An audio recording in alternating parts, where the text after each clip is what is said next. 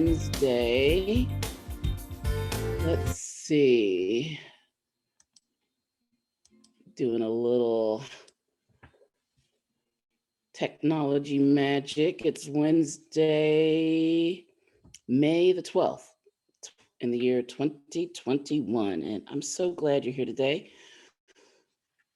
We are talking about, well, I'll tell you the title of the call. It's Body Rhythms and Sleep Hygiene.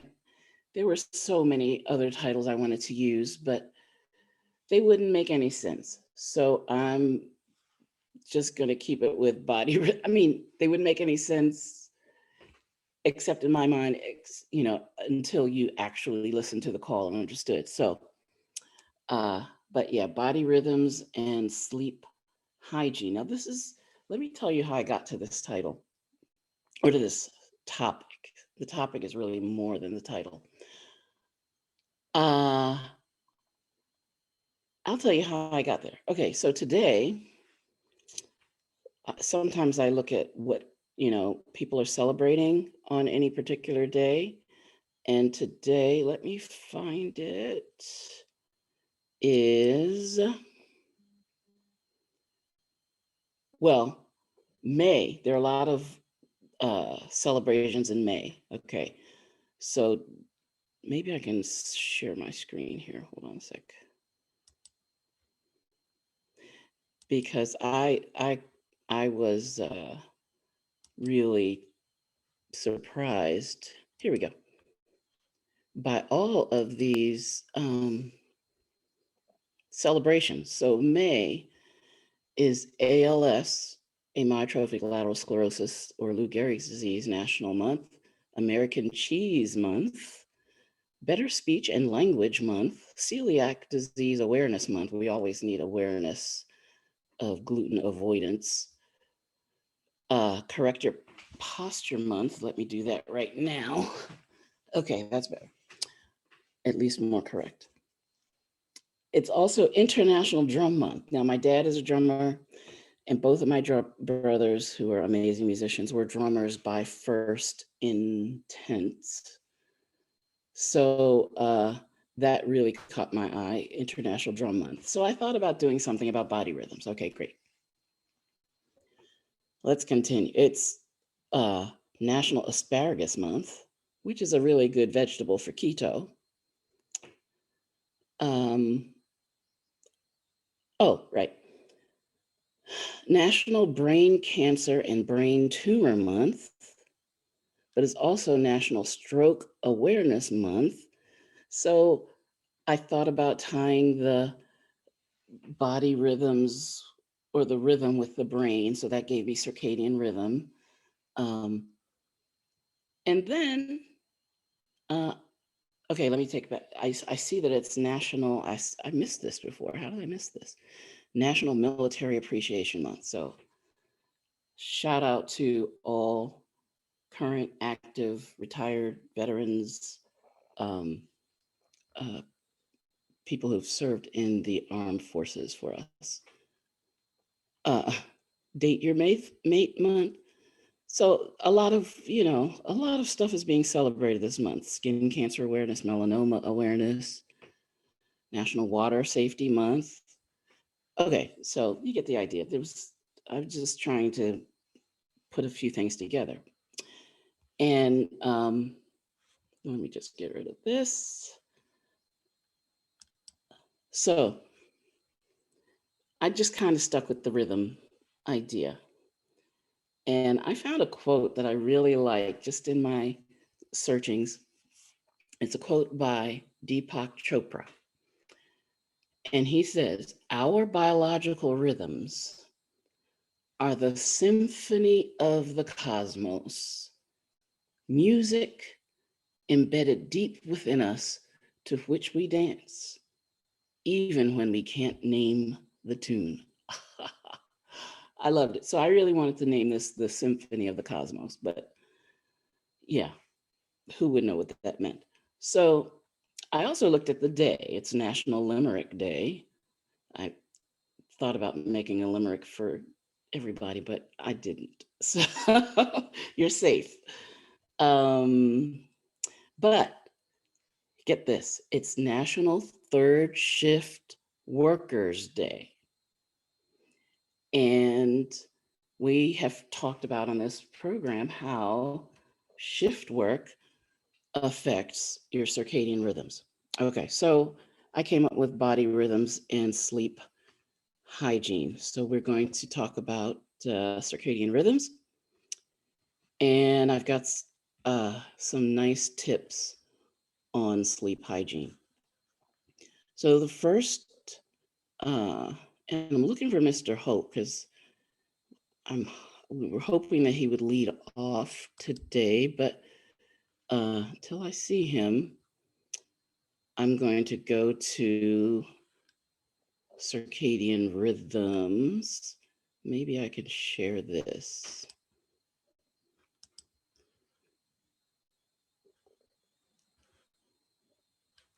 So I got a screen share, and that's the one I want to share. Okay, so this is an abstract from Translational Psychiatry. And there was, I missed one. I think it's like Mental Health Awareness Month or something like that. So I might be wrong on that one, but I know that was in the mix of my topic selection. So I found this article on circadian rhythm disruption and mental health. We're not going to go into the whole article, but the abstract, let's see, it's a little bit wordy, but I liked the way they said it. So circadian rhythms are internal manifestations of the solar day that permit adaptations to predictable environmental temporal changes.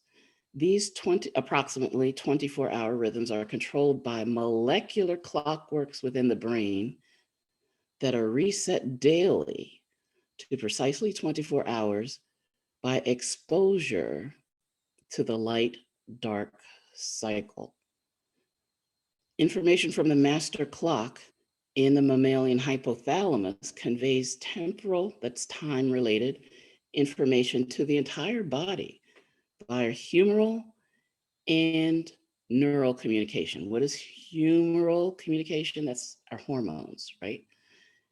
And neural is our nerves, is our nervous system. Here's an interesting thing. A bidirectional relationship exists between mood disorders and circadian rhythms. Mood disorders are often associated with disrupted circadian clock-controlled responses, such as sleep and cortisol secretions. That's where the sleep came in. Whereas disruption of circadian rhythms via jet lag, night shift work, or exposure to artificial light at night can precipitate or exacerbate affective symptoms, that's like emotional symptoms, in susceptible individuals. Okay, that's saying a lot. Healthline, I hope you can see this. Let's see.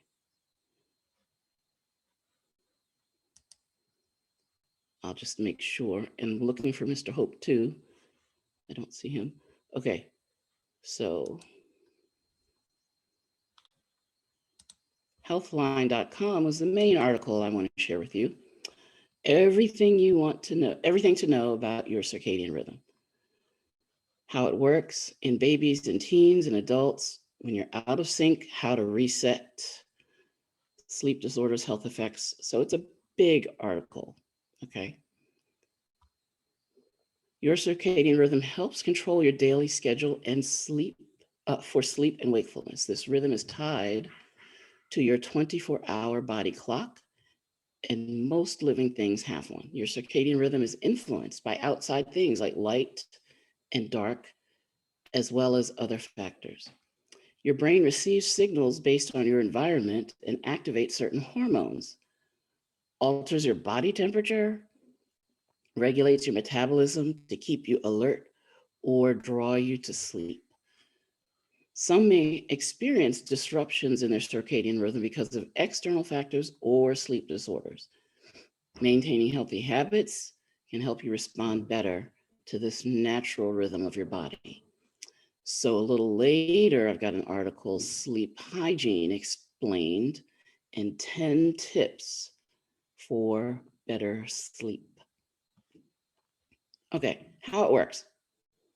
There's several components that make up the body. So, I have to just really think about sleep, uh, circadian rhythm disruptions that have happened over the last year and a half, right? With everything going on in the world. Some people are getting too much sleep, some people not getting enough sleep, some people have had to change their shifts of working or do multiple part-time, the gig economy is ramping up. So there's so much that's been happening to pretty much everyone in the last year. So here we go. Cells in your body. First, cells in your brain respond to light and dark. Your eyes capture such changes in the environment and then send signals to different cells about when it's time to be sleepy or awake. Those cells then send more signals to other parts of the brain that activate other functions that make you more tired or alert. Hormones like melatonin and cortisol may increase or decrease as part of your circadian rhythm.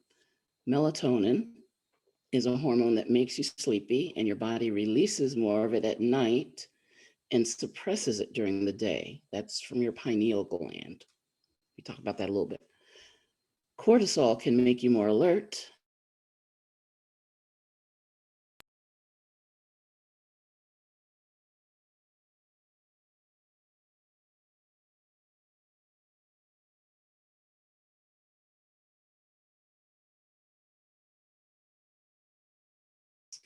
If you got to be in a fight or flee, you want to be able to uh,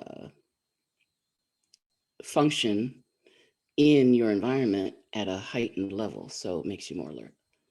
Other factors, body temperature, metabolism are also part of your circadian rhythm. Temperature drops when you sleep and rises during awake hours. Your metabolism works at different rates throughout the day. Um, let's skip down to the babies. Newborns do not have a circadian rhythm developed until they're a few months old. That's so interesting, right? This can cause their sleeping patterns to be erratic in the first days, weeks, and months of their lives. Their circadian rhythm develops as they adapt to the environment and experience changes to their bodies.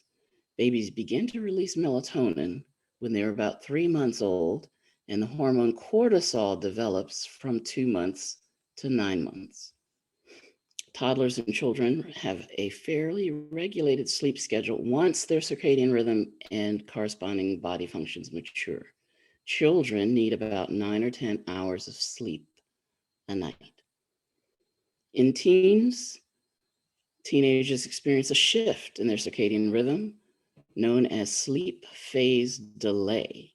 Unlike in their childhood years where early bedtimes around 8 or 9, teenagers may not get tired until much later in the night. Melatonin may not rise until closer to 10 or 11 p.m. or even later. That shift also results in a teenager's need to sleep later in the morning. Their peak sleepy hours at night are from 3 a.m. to 7 a.m.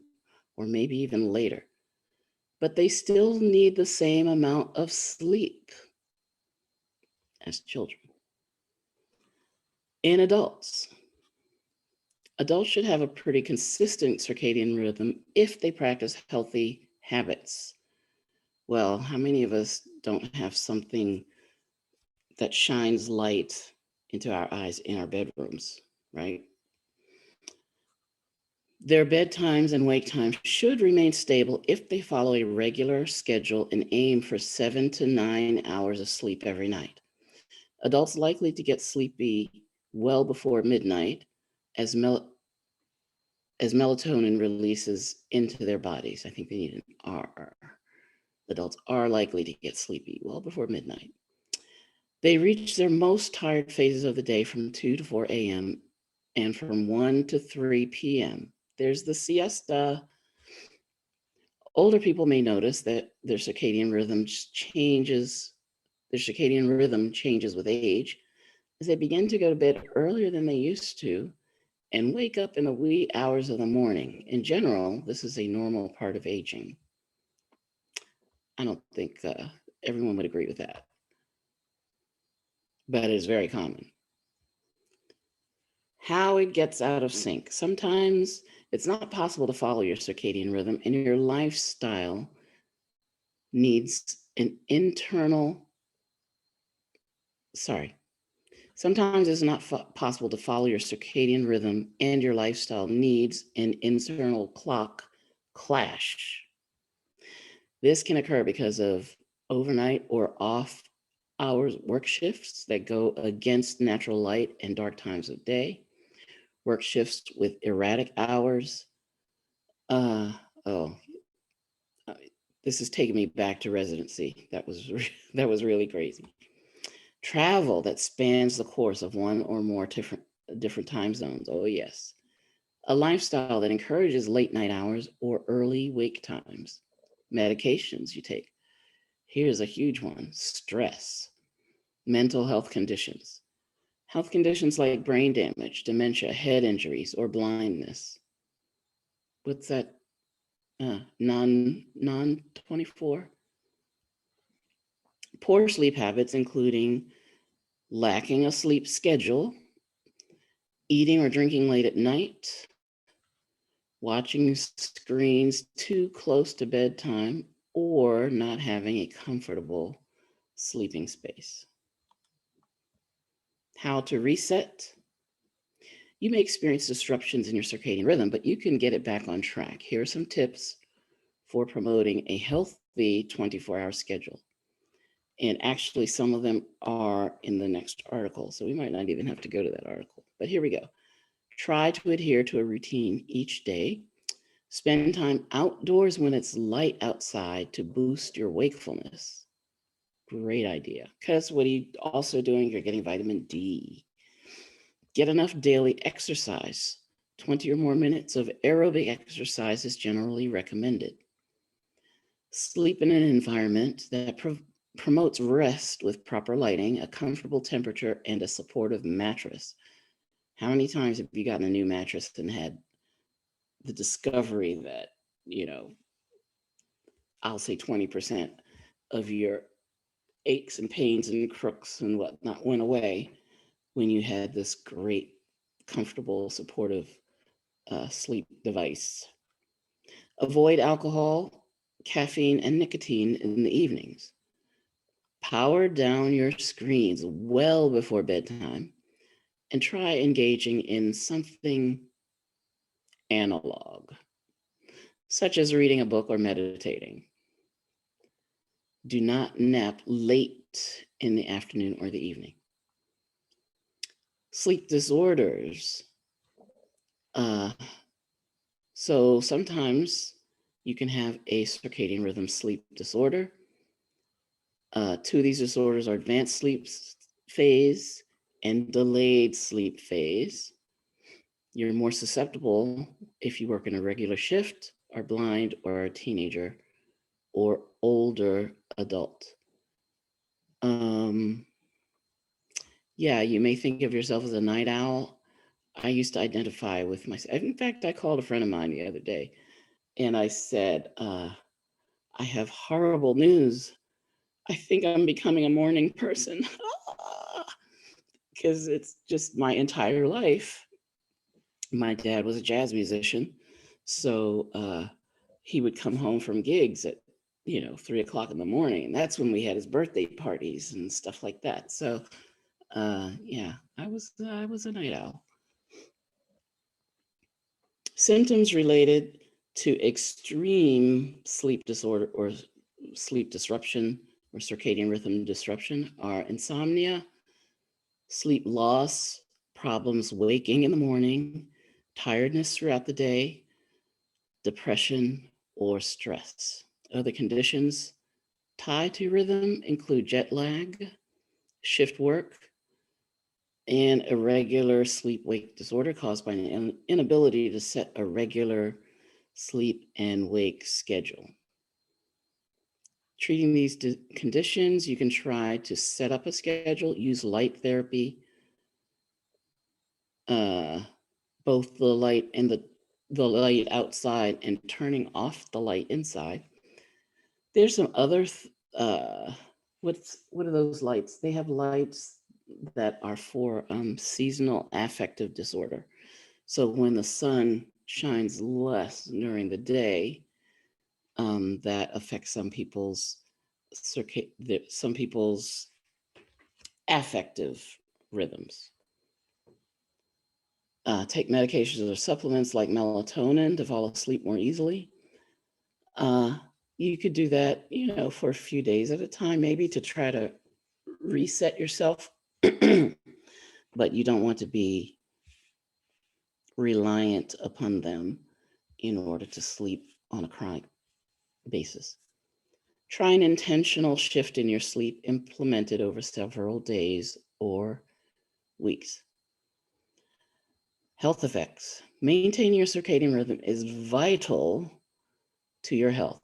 If you experience a disruption to your circadian rhythm and struggle to get the proper amount of sleep, you may experience both short-term and long-term consequences to your health. Disruption to your circadian rhythm can cause health conditions in several parts of the body in the long term. This includes your organs, your cardiovascular system, your metabolism, your gastrointestinal system, your skin. You may be more susceptible to diabetes, obesity, and mental health conditions as well. I think the second, now third article talks a little bit more about the risk. So I don't know if you can see that, but I'm going to stop the screen share and make sure that you can.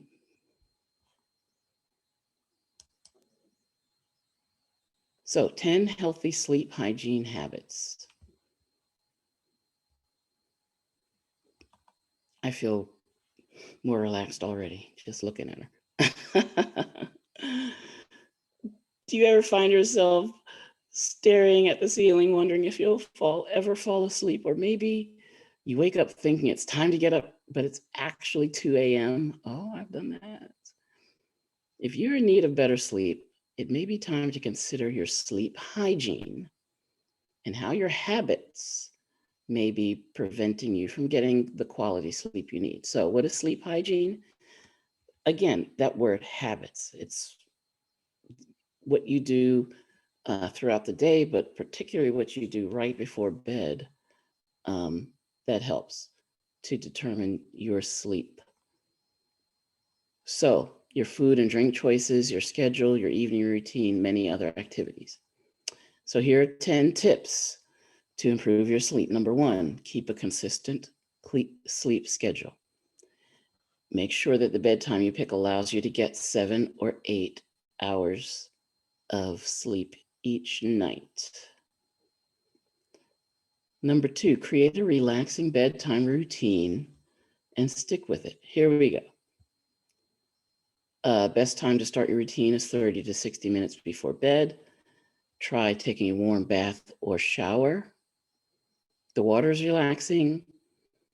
Your body temperature, not only is the water relaxing in the moment, but the drop in your body temperature as you cool down afterwards may make you feel sleepy. Not only that, I don't see that they have mentioned this. It might be in a later tip, but in your warm bath or shower, you can add some essential oils, such as lavender or chamomile. Gentle stretches, meditating, soothing music, breathing exercises. Don't forget, remember, we take 3 deep breaths every hour on the hour.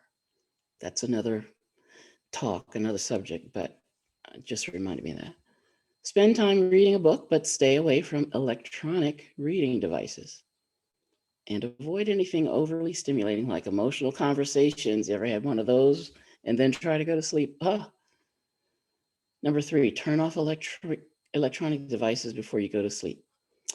Electronic devices like your phone emit blue light, which can reduce melatonin levels in your body. Melatonin is a chemical that controls your sleep-wake cycle. When your melatonin dips, it's more difficult to fall asleep. Devices that emit blue light can also distract you and keep your brain alert. So you might not think looking at your phone close to bedtime is enough, but keeping your phone near your bed can disrupt your sleep, even when you're not aware of it. The message notifications, the buzzing, the light that can all suddenly pop on in the middle of the night can wake you momentarily, leading to interrupted sleep. Number 4, exercise regularly. I was going to say if you can exercise outdoors, because that gives you that double benefit of getting the sunlight. But even if you can't go outside, don't worry. Even regular indoor exercise may help you sleep better.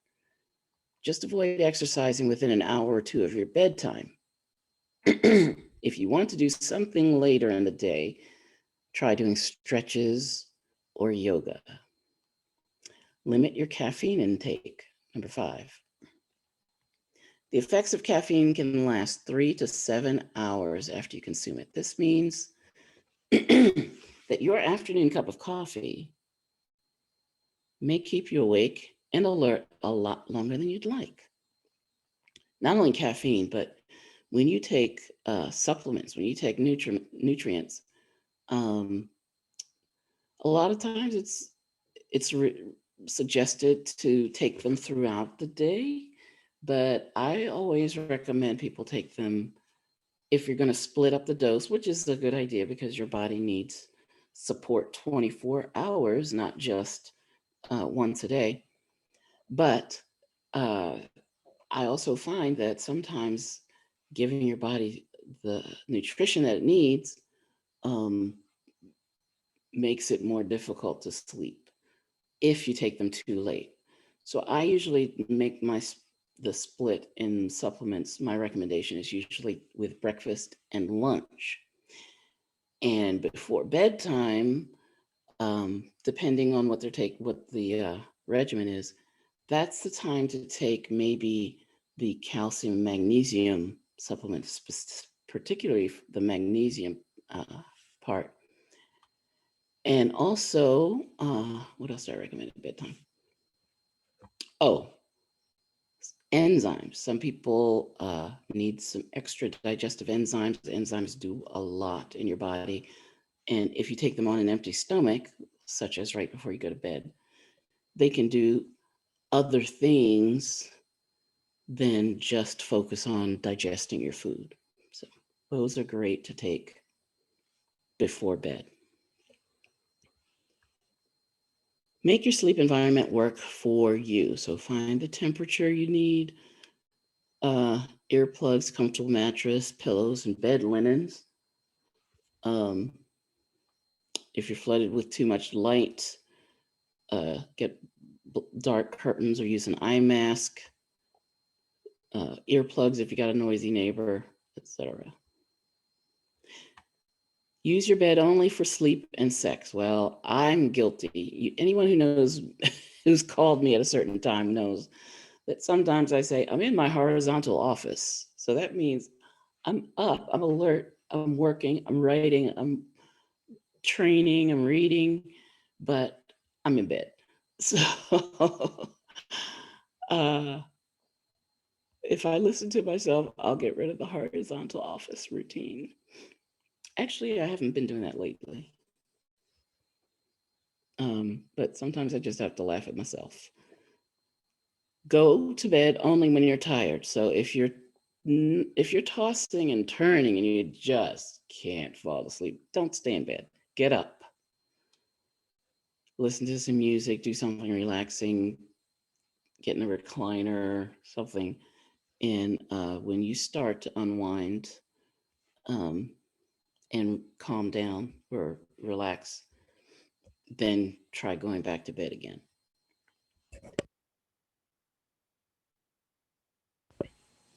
That's why they put the mute button right there. Excuse me. Limit napping or avoid it if you can. Um, Napping during the day can make it harder to fall asleep later and may make you more prone to waking up during the night. If you do need a nap, keep it to 30 minutes or less. Avoid napping later in the afternoon. Uh, Thomas Edison, he did the key thing. Like he would power nap. So he would put a key in his hand and he'd sit in a chair and relax. And eventually he'd relax and the key would fall out of his hand. And the key dropping woke him up. And that he went on and carried on about his research, carried on about his day. And that was his power nap strategy, using a key. Manage stress before going to bed. So if you know you're, well, what do they say? Never go to bed angry, right? But let's see.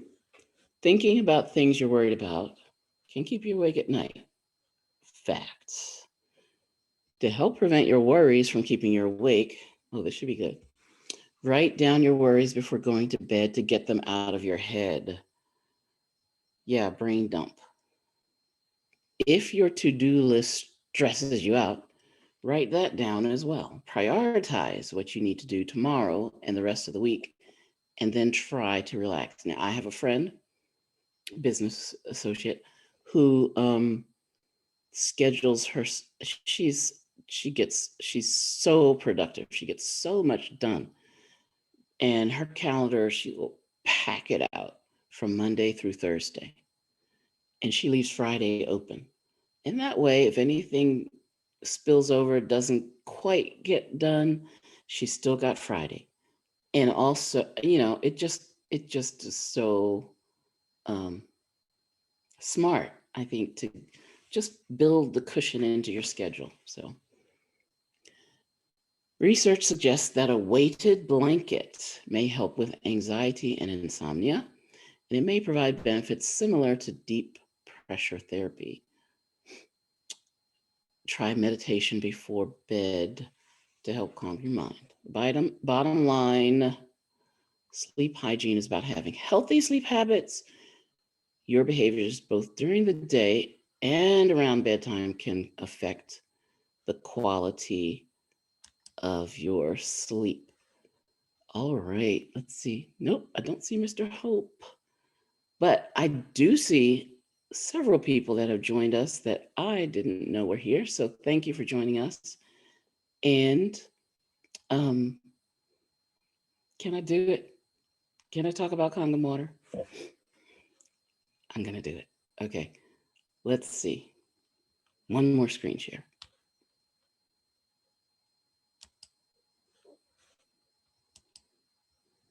Do, do, do, do, do.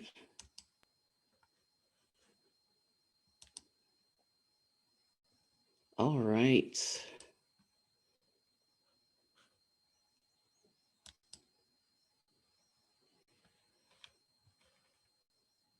So, Kangen water, this water changed my life, I have to tell you. And, I know we've all got stories, right? I got stories for myself, family, and friends. Here's our friendly Kangen water machine and the different types of water that we can get from our machines. I just love this machine. It's electrolyzed reduced water, a molecular hydrogen water. It's a structured water. We don't say that a lot, but um, all of these aspects of the water give it the amazing benefits that we experience in our bodies. It's an electrolyzed reduced water. And this electrolysis, when you hit water with an electrical current, it splits it. Now, water is H2O. There's a picture of this later on. Oh yeah, that's my favorite slide. Kapow! The sound effects Mr. Hope uses. I love it. But when electricity strikes water, it takes the H2O that we know and splits it. So what's this?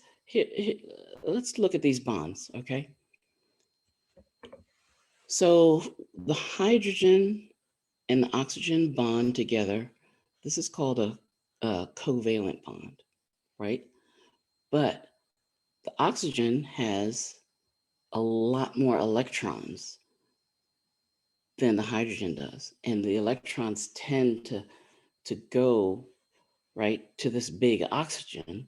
And so they're they're the oxygen party, and they don't spend quite so much time at their hydrogen homes. And that makes this side of the water molecule a little bit negative because the electrons like hanging out there more. And it makes this side a little bit positive because the electrons don't like hanging out there so much. And the electrons have the negative charge. So just based on that, knowing that opposites attract, another water molecule that has a little bit of a positive charge on the hydrogen side will be attracted to this little bit of negative on the oxygen side. And that forms what we call hydrogen bonds. And those bonds are very easily broken. They're very fluid. That's what, but that's one way that water can cluster and make structures uh, within the liquid that they're microscopic structures, but it's amazing when you study what water does with these electrical charges. Now, when lightning strikes, the water breaks apart, and we're going to have a hydrogen ion, which has a positive charge, and a hydroxide ion, which will end up having a negative charge.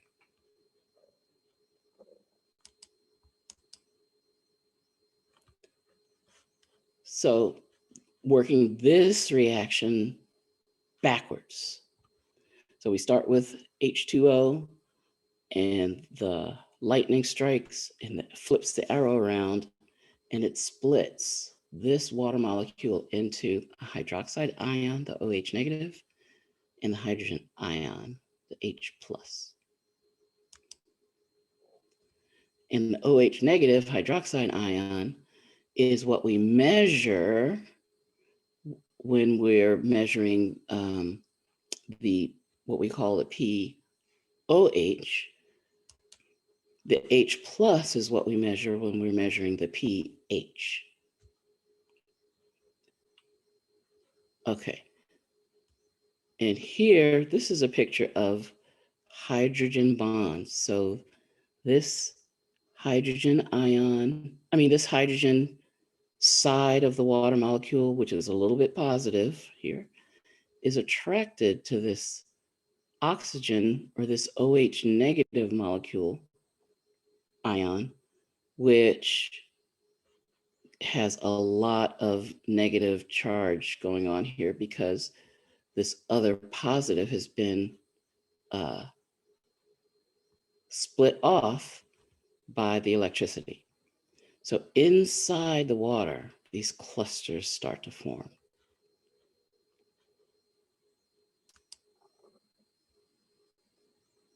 And yes, the charges, opposites attract, positives, or the same charges repel. And in a cell, the cell membrane makes an environment where there are negative charges around the inside and positive charges around the outside. But when the cell undergoes activation, these charges can rush, the negative charges can rush into the cell and cause amazing reactions, amazing changes inside the cell. And we call those, particularly in nerve cells, we call them action potentials. But that's another lecture. Okay. So this, I think, is Mr. Hope's favorite slide because it shows the animals in nature. And when the animals are eating what they're designed to eat, and the environment is, I'm not going to say untouched by man, but let's say undisturbed by man, the animals are healthy. When we get involved in keeping them and feeding them and polluting their environment, then we kind of mess things up for the animals and for ourselves. But our bodies are amazing. If you give your body what it needs, it's going to do what it's designed to do, to heal from the skin down to, I love when Mr. Hope says, the depths of the bone, right? So a fracture can heal itself. The cast on the leg is not healing the fracture. The cast is just holding the leg in position while her body heals the fracture. But what needs to happen, her body has to have the raw materials in order to make a good repair. All right.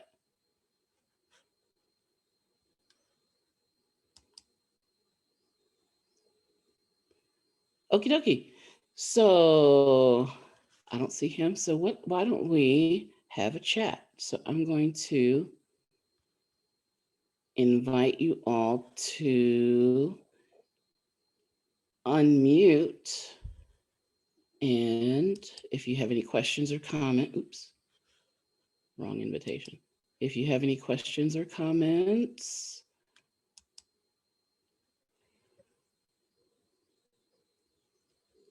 I'm allowing you to unmute yourselves. So just unmute yourselves or raise your hand like Irene did. So go ahead, Irene, unmute yourself and welcome to the call. Hello, hello. How's everybody doing? Quick question.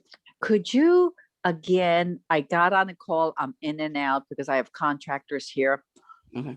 Circadian, is it circadian rhythm? Circadian, Circadian. So it's circadian? Circadian. Say circadian. Okay. In a smaller version, what does it really mean? I didn't get it all. Your body has cycles. So when you are awake during the day, awake and alert during the day, but asleep at night, that's one of the manifestations of your circadian rhythms. But in the cells inside your brain are stimulated by light or by dark, and they make hormones, and they tell your body, oh, it's time to go to sleep, or it's time to be awake, or it's time to, time to digest food, or it's time to be hungry anyway, or okay. And it resets based on these patterns of what time you eat, what time you see light, if you take your cell phone to bed with you, if you're on a computer too close to your bedtime, all of those things will disrupt or reset your circadian rhythms. Gotcha. Understand that much better now. I do have I guess it's stress related, bad sleeping habits. Okay. I'm still in, and I love my gummy bears melatonin. It's my little sugar treat or whatever it is. But so I know I sleep so much better if I take something that because my mind is working continuously, Mm-hmm. with everything I that I know got. you are. I know you're busy, girl. I know. So anyway, but that I'm still working on that and trying to correct that. And I got to be on the road again very shortly again. Let me ask you this, because I Yeah. don't remember this. Have you tried any? 'Cause when you said gummy bears, I know that there's a whole craze now about CBD, about cannabinoids, and they make CBD gummy bears, and the CBD is like this cousin of marijuana, but it doesn't have so it has the healing chemicals that are in the hemp plant, but it doesn't have the psychotropic, mind altering. Yeah. Chemicals. My niece just introduced me to CBD gummies. It's 15 milligrams Mhm. of hemp-based cannabinoids, whatever it is. Mhm. And then it's vegan, non-GMO, and broad spectrum.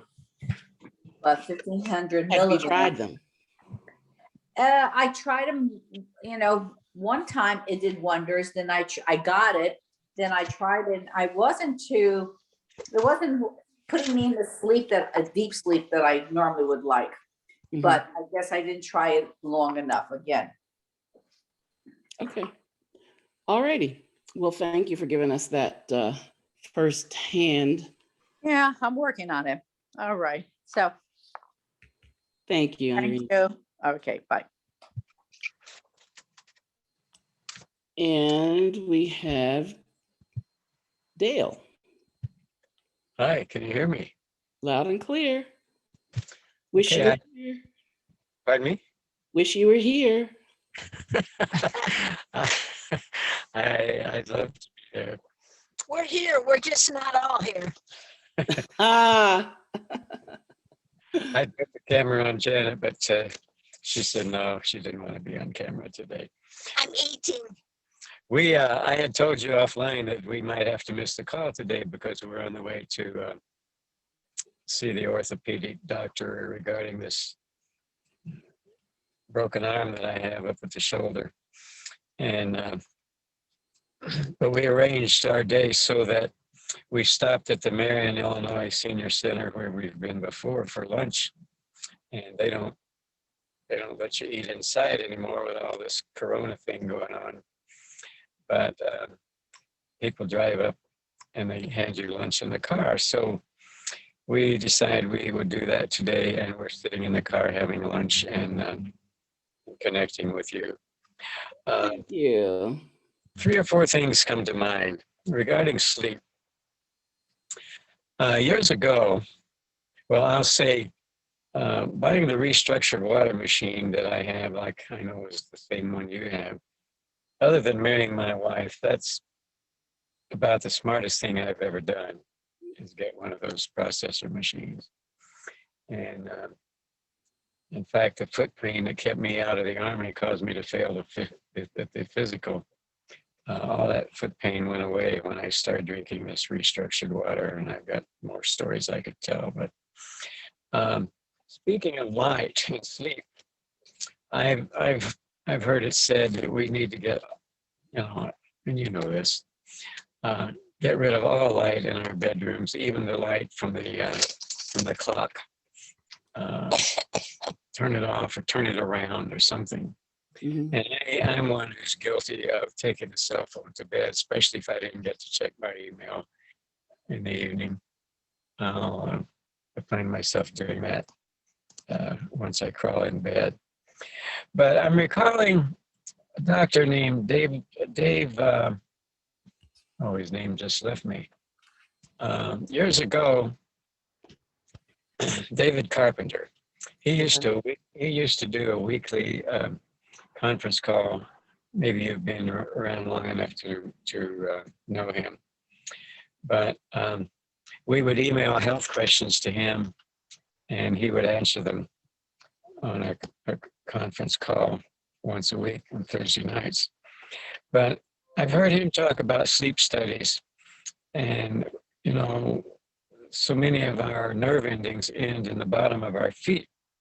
And he has said that there have been studies shining a flashlight, dark room, but shining a flashlight to the bottom of a person's feet, and that would affect their sleep pattern. I thought that was really, really interesting. That is interesting. Doesn't make sense to my allopathic mind, but definitely it's interesting, and I could, we could study that some more. I say that because the receptors in your body that are stimulated by light, the ones that I know of are in the back of the eyeball. But interesting. I can't remember all the specifics about what he said, but I've got his phone number. I haven't talked to him in a long time. I think I'll give him a ring one of these days. And I used to get emails periodically from him, health related. He was a chiropractor. And I think I never updated him when I changed email addresses. Oh, my wife Janet is saying, I mentioned to you that Dr. Carpenter was a chiropractor? Mm-hmm. I didn't remember that. Very big on the water. Yeah, very big on this restructured water that we have. And brilliant doctor like yourself. I've heard it said that even if we're getting 8 hours sleep, our sleep does us better if we go to sleep before midnight, like 11 o'clock, 10 o'clock, that there's extra advantage to that. Yeah. I did read in one of these Sunday magazines that come out in the newspapers, somebody asked that question, and the person answering said, no, that's not true. But I've heard that several times, and I think you just agreed with it also, right? Absolutely. And I say that under normal circumstances. So including normal circumstances, light shining in the window, so if you're starting your sleep after midnight, if you're getting, let's say, 7 hours of sleep, and it starts getting light at, I don't know, what time does it get light these days? 5:35, something like that, 5:30? Here in the Central Time Zone, it's around 5:30. Yeah. So that light starts to trigger your body to wake up, even though you're still in your sleep pattern, your your sleep window. That's a good point. I hadn't thought about that. So if you had dark shades and pulled them down, then your body wouldn't know what time it was. Is that what you're saying? Well, yeah, that's what the blind people experience with their, their circadian rhythms are off. It's called non-24, I think. But it's because they can't see. It's always dark for them.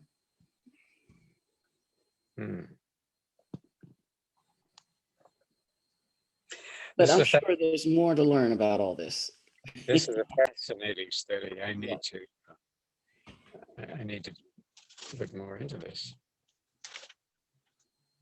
Because I wake up earlier than I used to, maybe 4 or 5 hours sleep and I'm awake. But then later in the day or even later in the morning, I find that I need a nap.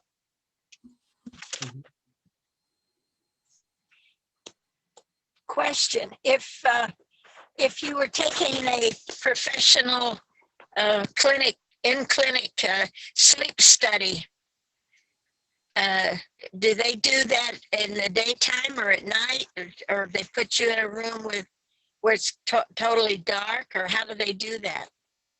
Well, these days, and actually I've had both. I've gone into a clinic and they make the appointment at night. So they have a whole staff that staffs a sleep center at night. I don't remember what time I had to show up, but I'm pretty sure I had to be there by 10 p.m., something like that. And the room, once they get you hooked up, which I couldn't believe after all those wires and, electrodes, I couldn't believe I'd fall asleep at all, but I did. And, it was a strange bed, just, the sounds of the hospital, I could still hear them, but I did, I fell asleep. And, but the last one that I had, they have this equipment, they send it home with you. And it was really simple as far as, compared to the other one. They had you stick a little 50-cent piece size electrode on your chest, and that felt for vibration. So it would know when you're snoring, and it could feel your chest rising and falling with your inspiration and expiration. And then they had something that stuck onto your, I don't remember if it was the thumb or the finger, and that measured your blood oxygen level. I don't know what else they measured. Probably measured your pulse at the same time. But it was very interesting in both situations, to be hooked up, but then to actually fall asleep and have this study show so many things that happen.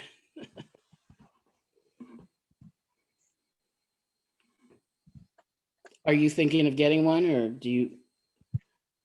No, it's just that I've always been fascinated by that. Mhm. I'm a good sleeper. Okay. As you know, I can sleep in almost any situation or any position or any bed. Actually, I'm blessed, I guess. But she requires a lot of sleep, and I'd like to know more about why that is. It's just it's a lot of sleep every night. What do you mean by a lot? Oh, 10 hours? Yeah, but I don't go to bed till 1. Last night I didn't go to bed till 2 a.m. this morning. Well, but sometimes you go to bed and go to sleep at 9 or 10, and you still That's sleep very a long rare. time. That's very rare. Yeah. So what I could do is I'll send you this article, the second article, or the last article that I read that had the tips about sleep hygiene. I can send you a link to that, because I think it did have some really good suggestions. But the easiest one, I think, is to go to bed earlier, to start taking advantage of the night, of that natural rhythm. Because when you go too late, I fought it all my life, but when you do go to bed too late, you're missing out on that benefit of your body's natural shutdown. Yeah, but I get to see Perry Mason now. He comes on multiple times a day.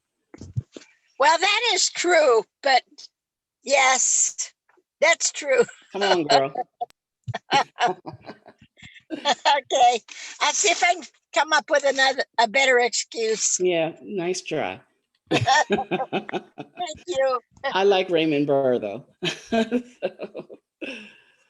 Thank you both. All righty.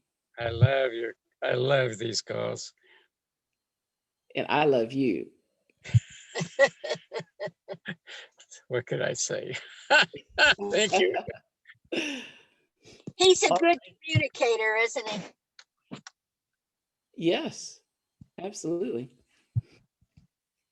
All righty. Thank you guys. So we're a couple minutes after the hour. So listen, thank you for joining us today as we talked about Kangen water, body rhythms, and sleep hygiene, the cellular symphony of the cosmos, all that. And this was call number 389. And we're going to be putting this call onto our new Kangen Water Radio YouTube channel. Thank you, Adrian. And so if you just look for, go to YouTube and search Kangen Water Radio, you should find our channel and look for the playlist, because the playlist has all the videos, whether they were live streamed, live broadcasts, or whether we uploaded them later. So I'll be uploading this a little bit later today. If you need a link for Kangen Water Radio, well, you can find Kangen Water Radio on YouTube, but I will be sending a link when we get all of our sprucing up done, and you'll have a link to that playlist on Kangen Water Radio on YouTube. Also, we will be putting a link on Facebook for this. So we did not stream this live to Facebook. We do that on Saturday. So Saturday at 1 p.m. Eastern, we'll be back here on the Zoom, on Kangen Water Radio Zoom. And from there, we will be streaming it live to Facebook. And it's going to be exciting. I'm going to be talking about sewage science. Figure it out. Actually, I couldn't even figure it out. It was an article I got from Johns Hopkins. I get a magazine from Johns Hopkins every month, or from the School of Hygiene and Public Health. And I had no idea that they've taken sewage to another level. So I'm going to share that with you on Saturday at 1 p.m. Eastern on Kangen Water Radio Zoom and Kangen Water Radio Facebook. And when you do watch the YouTube or the Facebook, if you found value from our content, please like us, love us. Dale, did you want to say something else? You're unmuted again. Oh, I was just going to say that's going to be really fascinating. Yeah, I mean, I thought they were going to talk about like seeing, we hear that story about seeing vitamins and supplements in the bottom of the, what do you call those, porta potties? When they clean the porta potties out, they talk about how supplements just pass right through you. But no, this is a whole nother animal, what they're talking about in this sewage science. So Saturday. Well, you have covered both parts of this webinar very well. I started to say a while ago, what's happened to Mr. Hope? What happened to him today? It reminds me of a TV show when I worked in television in Washington, D.C., and we used to every morning have a live call called Where's Barbara? No, Here's Barbara. I can't think of Barbara's last name right now, but no, she was off for several days, and George Wilson filled in.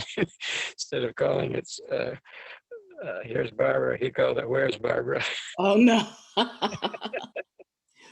Well, I have an idea where Mr. Hope is. And actually, the fact that I have his slides was a complete not an accident, but it was very fortuitous because he knew that he would only be available for the first part of the broadcast and only on his phone. And you can't share slides from your phone, or maybe you can, but I couldn't figure out it. So I said, well, send me your slides. I'll share the slides while you talk. So I never had a slide deck on my computer, but now I do. So yeah. But I know he had an appointment for the second half of the call. So that's why we were hoping to see him earlier, but he's okay. Okay, I'm glad to hear that. Always Thank glad you. to see as much of you as possible. Thank you, Dale.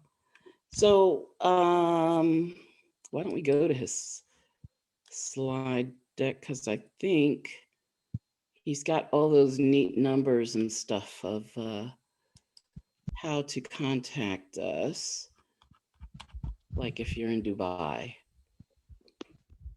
and other interesting places.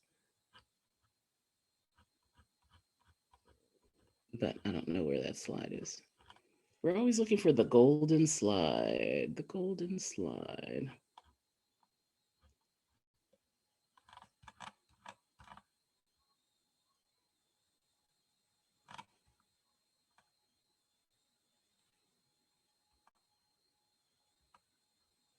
But I can tell you, you can contact us by going to kwnation7@gmail.com. It's kwnation, the number 7 at gmail.com. Or you can text me, email me, make sure I get your email address one way or another, and then I can, maybe it's not in this deck, be able to give you the links, give you the love, keep you current on all things Kangen Water Nation, as well as lots of other goodies. We say this is the best of both worlds. So I got stuff too, but you have to contact me for it. All righty. So thank you all. I love you, and I will see you on Saturday. Mwah.